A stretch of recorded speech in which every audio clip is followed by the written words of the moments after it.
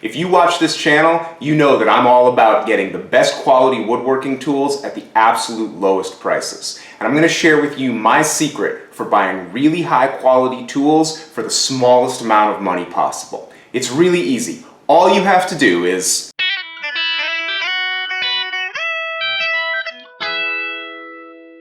Okay, that was a joke, but the secret is really simple.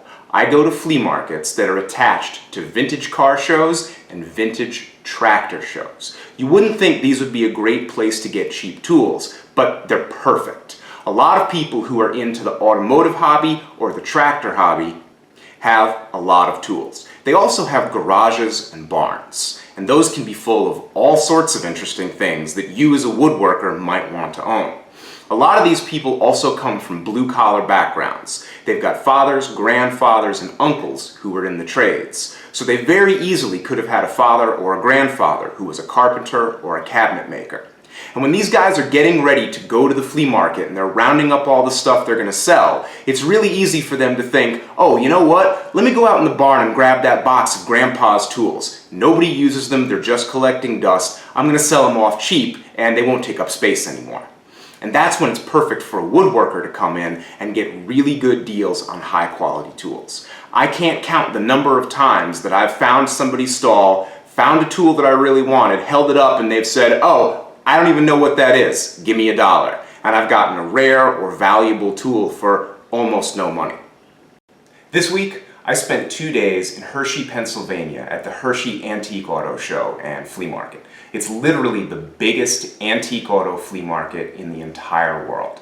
I walked that market 8 hours a day for 2 days, and I probably only covered 60 to 70% of it. So there's a huge number of vendors there. I think they have 10,000 vendor spaces. So you're talking about an awful lot of stuff for sale. Even though a very small percentage of it is woodworking related, there's just so many people there that you're still going to run across a ton of tools. So in 2 days there, I filled 5 5-gallon buckets, a big plastic tote, and 2 boxes with tools and supplies for my shop. And now I'm going to run through the highlights with you, tell you what I paid, and share some of my bargaining strategies so that you can use this trick to get the best tools you can at the best prices. I love planes, so let's talk about some of the planes that I got at this show. This is the first one I grabbed. It's a 4-plane or jack plane size made by the Auburn Tool Company. It's got a butcher iron, it's in really good condition, the handle is good, the wedge is tight, there are no splits or cracks, and I paid 20 bucks for it. 20 is a lot more than I usually pay for a plane, but it's also very difficult to find good old wooden planes that aren't dried out and cracked and destroyed. This is probably going to replace my metal 4-plane that I use right now, and so 20 bucks was a good price for this. And then, after I bought this plane and I was walking around with it for a little while, one of the vendors saw me carrying this, and he called me over and he said, hey, you with the plane, come on over here for a second. And I said, okay. And he said, listen, I got some woodworking planes here, you gotta take them off my hands. And I was like, okay, let me take a look. And he shows me this tri-plane, 22 inches long, and then he also had this collection of molding planes. So he has 4 molding planes sitting with this tri-plane on his bench. And I said, oh, you know, those aren't really in great condition, I'm not really sure, I'm interested. And he said, no, you don't understand. Just take them. I don't want these things, I can't get rid of them, I'm tired of lugging them around to shows, you can just have them. And I thought, well, the price is right. So I shook his hand, stuffed him in my bag, and got the hell out of there before he changed his mind.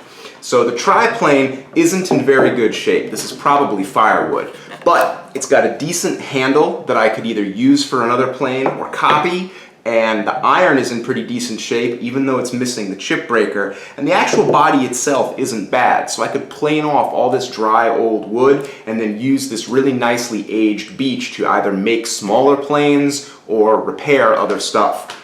So especially for no money, this is a really good plane to have. And then these molding planes, I haven't really had a chance to look at them closely yet, but they're in pretty good condition. And these are some pretty common hollow and round sizes. So I think at least a couple of these planes are going to be salvageable, and even if they're not, they all have irons, and I can use those irons to make homemade Rabbet planes or other small specialty planes without spending money to buy tool steel. So these are a great addition to my collection, especially for no money. I also got this little 75 Bullnose Rabbet plane. It's going to be really useful for cleaning up rabbets that I make with my 78 or working on the sides of tenons. I paid 30 bucks for it, and that's a really decent price for something that's essentially brand new. I don't think it's ever been used. While we're talking about planes, let's talk about router planes. I already own a couple, but most of them are sort of kludged together out of spare parts, and I've never been totally happy with them. Now at the Hershey Market this year, I found this plane, which is 100% complete. It's got the depth adjuster, it's got the shoe, it's got the depth stop, the handles are in good shape, and I only paid $30 for it, which is a great price for a totally complete plane. I mean, 30 bucks, what's better than that? Well, I'll tell you what's better. I also bought this one, which is the same model, but with the wider half-inch cutter, and I only paid $35 for it, and the seller threw in this pair of super big calipers that I'm going to use for wood turning. Now all those other planes were great, but here's the real jewel of the collection. I picked up this EC Emmerich Primus jack plane while I was there. Now it's 100% new. You can see that it's even got the box, it's got the original literature that came with it, and it's got the packing slip from when it was purchased in 1981. I can tell this plane's never been used, the iron has never been sharpened, and there's no damage or any problems with the sole. These go right now for $104 on Amazon. I paid 60 bucks. I already own a lot of chisels, so I don't buy too many anymore, but these were all way too good to pass up. I got this Buck Brothers out-cannel 1-inch wide gouge. It needs a handle and it's pretty rough shape, but it only cost me $1, so I don't mind restoring it. I also grabbed this big 1-inch chisel here, which also came with the handle. The handle needs a little bit of work, but it's a really cool chisel. You can even see right here the line where the blacksmith welded the two pieces of the socket together again. So just for that detail, I really like owning it, and it was $2. Then I also grabbed this big timber framing chisel. It was just in a bucket full of all sorts of files and wrenches. There were no other woodworking tools in there, so it was a good opportunity to sort of dig around and see if I could find a diamond in the rough, and I did. I grabbed this chisel. It's the biggest, heaviest one I've ever owned, and it was also $2. I got this Spokeshave. It's a Stanley 220. It's got the depth adjusting wheels. It's my absolute favorite Spokeshave. It's obviously in rough condition, but there's nothing really the matter with it. It's just rusty and the paint is chipped. I'm going to clean this up really quickly and have it working, and it was $5.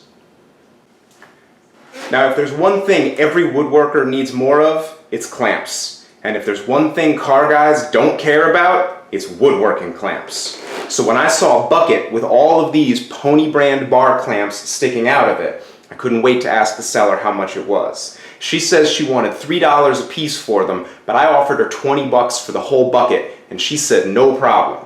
So I got 10 clamps for 20 bucks. That's a cost of $2 a clamp. Way better than retail. I also picked up these two enormous C-clamps.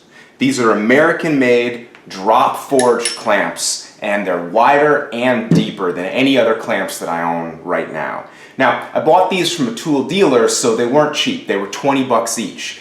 But usually, I can't even find clamps like this, and if you bought new ones, they'd just be crap. So I was actually really happy to spend 20 bucks a piece on these. I probably only need these two for unusual clamping jobs, and for 40 bucks, I've got that covered. I'm mostly a woodworker, but I love metalwork too, and I hope to get into machining in the future. So when I walked past one stall that had a dollar bin, and it was totally filled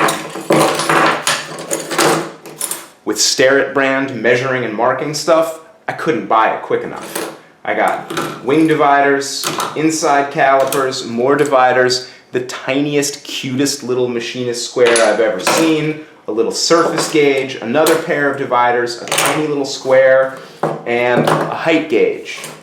I have 12 pieces here. They had them marked $1 a piece, but she gave them to me for $7. I couldn't get my money out fast enough. This old Machinists Chest might not look like much, but there's a good story attached to it. It was underneath somebody's table, and as I was walking past, this bottom door was open. And I wasn't really interested in the chest in general, but this little square caught my eye. It's a Union Caliper Company square. It's just like a Starrett. It's really cute. It's got the spirit level still working. It's got the scribe. It's perfectly straight. It's pretty much in new condition. And I love squares. I can't get enough of them. Now, I was ready to offer the guy $5 just for the square, and I would have been really happy if he had taken it. But he looked at me and he said, "I won't sell you the square, but I'll sell you the entire chest for $10. So I got my money out. And there's a lot of other good stuff in here. There's another surface gauge. This is actually pretty decent. There's some stock in here, some little sharpening stones.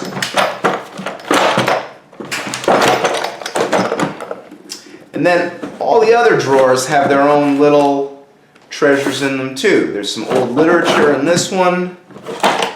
This one has a perfectly functional micrometer, 2-inch micrometer. Got more Starrett calipers. Got, I think it's an old kind of tap wrench. I'm not totally sure what this is. Small, hard Arkansas stone. And then the other drawers have little bits of tooling, all sorts of little odds and ends, little square that I can definitely use, all sorts of little stuff in here. And the whole thing was $10. Now it's obviously in bad shape, but you can tell from the drawers that the wood is in pretty good condition. I think if I just peel off this old vinyl here, sand it really quickly, and blow on a coat of polyurethane, this thing will look great in my shop, and it's going to be great for organizing all the machinist stuff that I bought. I've made a lot of turning videos, and I love turning on the wood lathe. So when I came past this box, entirely full of wood lathe faceplates, I couldn't pass it up. It also has 2 tool rests, including this boomerang-shaped one that you can use to get inside of tricky turnings, 2 big wrenches that fit the faceplates. Oh, I just found there's a pair of inside calipers in here. I didn't even know that. This whole box was $30, and I'm going to be able to make a lot of use out of this stuff. Also at another vendor, I was trying to buy a handful of these little tool bits here.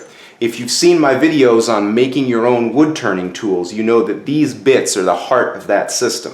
And usually I pay $2 to $4 per bit. Now, I just wanted to buy a couple of these from the guy, but he didn't want to make a deal on a couple of them. He sold me the entire box for $10. I would say conservatively there's 40 or 45 bits in here. So we're talking like 25 cents a bit. Unbeatable. As much as I love vintage tools, there's another great reason to go to automotive flea markets. You can get a lot of consumables for your shop at a really good price. There are a lot of vendors that only sell new material, things like sandpaper or cut-off discs. And they have really great prices because it's not retail. So for instance, I got this pack of Norton aluminum oxide 220 grit sandpaper. There's 20 sheets in here and I paid $10 for it. That's 50 cents a sheet. Much better than you're going to do at the big box store. Since I'm anticipating doing a lot of custom cabinet work and other furniture stuff this year, I really loaded up on the abrasives. In addition to the pack of Norton aluminum oxide that we already talked about, I also got this pack of Klingspor garnet paper. 100 grit, 12 sheets, $5. I also got 4 packages of hook and loop sanding discs for my random orbital sander. These were $5 a piece. I got belts for my 6-inch Craftsman belt grinder. These were either $3 or $4 each, I forget, but it was a really good price. I also got these 3 by 21-inch belts for my little handheld belt sander, and these were $1 a piece. So all of this stuff together was maybe like $40, $50, much cheaper than I could have even gotten the stuff online. While I was buying the sandpaper, I also stocked up on supplies for drum sanding. I got these rubber mandrels that I can put either in a handheld drill or in my drill press. The big one was $4, the small one was $3. They're nice and round, they're good quality. I also got all of these sanding sleeves here. There's 12 of them, different grits, $5. In addition to the sandpaper, I got a bunch of other good consumable stuff for the shop. I got a whole package of these DeWalt No. 2 Phillips head drill driver bits, a couple of bags of disposable brushes, several of these stainless steel and nylon brushes for machine maintenance and cleaning parts. I got a telescoping magnet for finding hardware that I drop, more brushes. I got 3 DeWalt brand cutoff discs for my angle grinder. I think those were $1 a piece, which is a great deal. And then I got a whole big handful of zip ties, which I can always find a use for in the shop. I couldn't tell you how much all of this stuff cost, but it was really cheap. Maybe $20, $25 for everything in the pile here. I almost forgot to talk about one of the best things I found, which was this Mortising Gauge. It's made of ebony and rosewood and brass. It's old. It's got to be at least 100 years old. Still works, still capable of making good, accurate mortises. I expect to use it in my work, but honestly, I just like sitting and holding it. It's just very pleasant. It gives me a reassuring feeling. I paid $12 for this. And this tool here, it's a great symbol of why I even go to these shows in the first place. If you went on eBay, you'd pay a lot of money for a vintage, high-quality tool like this, and I got it for pocket change. People who are into the car hobby or the tractor hobby typically don't know a lot about woodworking tools, and they don't care about them. They usually just want to get rid of them. Even if things are marked at a high price, you can usually negotiate. One of those router planes that I showed you a little while ago, well, the price on it was $75, and I got it for $35 with a pair of calipers thrown in. So the vendor had probably been carrying that around from show to show for a long time with no interest. And so I was able to get it for a good price. There's another big advantage to buying your tools and supplies at automotive flea markets. Now, me personally, I love going to estate sales, tag sales, antique malls, all of that stuff. But I have to admit, it's not a good use of time. I usually have to go to several sales before I find anything worth buying, and I can waste hours driving around just looking for a place that has a few good tools. When I go to a big, old car flea market, I'm guaranteed to find tools. I've never gone to one without getting stuff. And over the last couple of years, I've pretty much stopped going to local flea markets and estate sales and tag sales. Instead, I put aside a little bit of money every week, and I save it for these big flea markets like the Hershey one in Pennsylvania.